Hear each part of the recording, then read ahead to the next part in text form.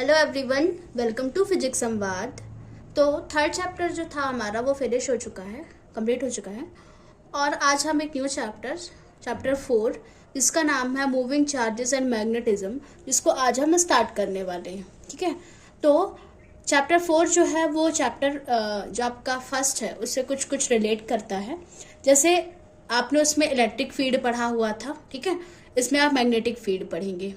और जो electric field है वो चार्जेस के बारे में आपने पढ़ा था, स्टैटिक चार्ज के बारे में, आप इसमें मूविंग चार्ज के बारे में पढ़ेंगे। ठीक है, तो आइए समझते हैं डिटेल से थोड़ा मूविंग चार्ज और मैग्नेटिज्म का कॉन्सेप्ट। जो इसमें फर्स्ट टॉपिक है वो है मैग्नेटिक फील्ड, और मैग्नेटिक फील्ड का जो कॉन्सेप्ट है वो कहाँ से आया, आइए समझते हैं।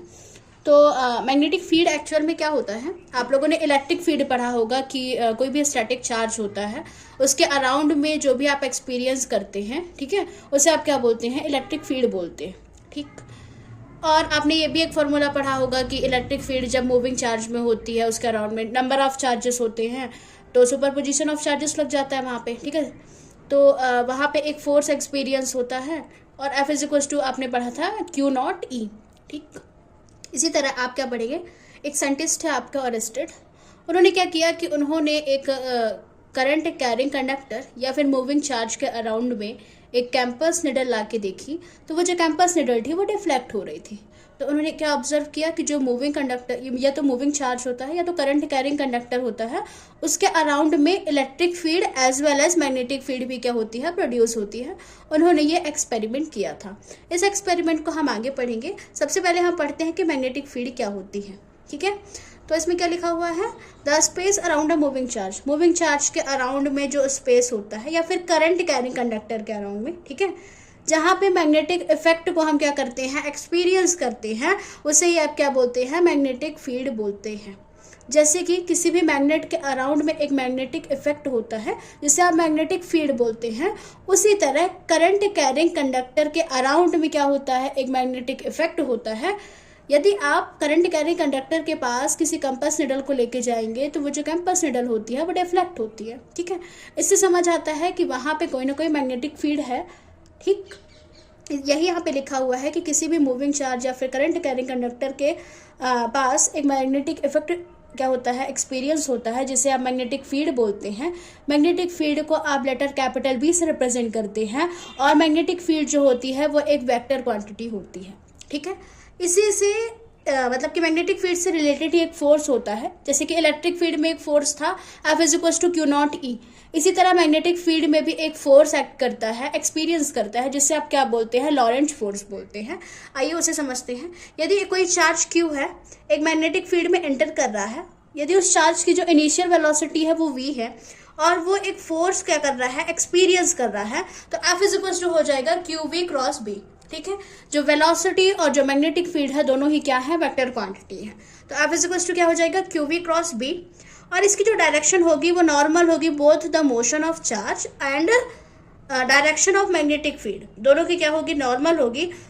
This is called the Laurent force. ठीक है, यदि चार्ज की जो वेलोसिटी है वो v है और जो मैग्नेटिक फील्ड है b, बोथ और नॉर्मल टू ईच अदर, यदि दोनों एक दूसरे के नॉर्मल होंगे, then f is equal to क्या हो जाएगा, Q V B. Okay, if q is equal to 1 है, v इज इक्वल टू 1 है, then f is equal to b हो जाएगा, मतलब force is equal to magnetic field हो जाएगा। ठीक है, dimensional formula of magnetic field क्या होगा, Lorentz force f is equal to Q V B होता है।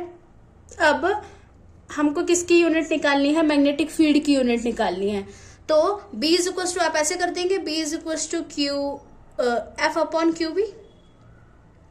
ठीक है, अब आपको पता है कि b is equal to f की जो यूनिट होती है वो क्या होती है, न्यूटन होती है, चार्ज की जो यूनिट होती है वो कूलम्ब होती है, और जो वेलोसिटी की यूनिट होती है वो मीटर पर सेकेंड होती है। ठीक है, तो इसका क्या हो जाएगा, न्यूटन एम्पियर इंटू मीटर, और यदि आप इसका डायमेंशनल फॉर्मूला देखेंगे तो वो हो जाएगा ml0 या फिर ml0 t minus 2 a inverse. जो हमारा नेक्स्ट टॉपिक है वो है ऑरेस्टेड एक्सपेरिमेंट। क्या था, ऑरेस्टेड एक साइंटिस्ट थे, 1842 में उन्होंने एक एक्सपेरिमेंट फाउंड किया। उनका जो एक्सपेरिमेंट था वो था कि जब किसी कंडक्टर पर करंट फ्लो कर रहा है तो वो क्या करता है, मैग्नेटिक फील्ड को प्रोड्यूस करता है, उन्होंने ये एक्सपेरिमेंट कैसे किया था, उन्होंने एक करंट कैरिंग कंडक्टर, उन्होंने एक ऐसा सर्किट बनाया जिसमें क्या थी, करंट कैरिंग कंडक्टर थी, ठीक है। उन्होंने सबसे पहले कंडक्टर लिया जिसमें उन्होंने क्या किया, एक की को अटैच किया उससे, ठीक। सबसे पहले उन्होंने जब की को अटैच किया तो की को जब उन्होंने ऑन नहीं किया था तो उसके पास जब वो कंपास निडल लेके गए तो कंपास निडल ने कोई भी डिफ्लेक्शन नहीं दिया, मतलब वो जैसी थी वैसे ही थी, पैरेलल थी, ठीक है। फिर उन्होंने दोबारा क्या किया, उन्होंने क्या किया कि जब उन्होंने करंट ऑन किया तो पूरे कंडक्टर में क्या हुआ, करंट कैरी, मतलब कि पूरे कंडक्टर में करंट फ्लो करने लगा। और जब उसके बाद हम उसके पास कंपास निडल लेके गए तो वो जो कंपास निडल थी वो डिफ्लेक्ट होने लगी। इसका मतलब क्या हुआ कि करंट कैरिंग कंडक्टर में मैग्नेटिक फील्ड होती है। यही उनका क्या था, एक्सपेरिमेंट था ऑरेस्टेड का, ठीक। इसी से उन्होंने मैग्नेटिक फील्ड की डेफिनेशन दी थी। आई होप कि आपको समझ आया होगा, यही उसका कंक्लूजन था। Thank you.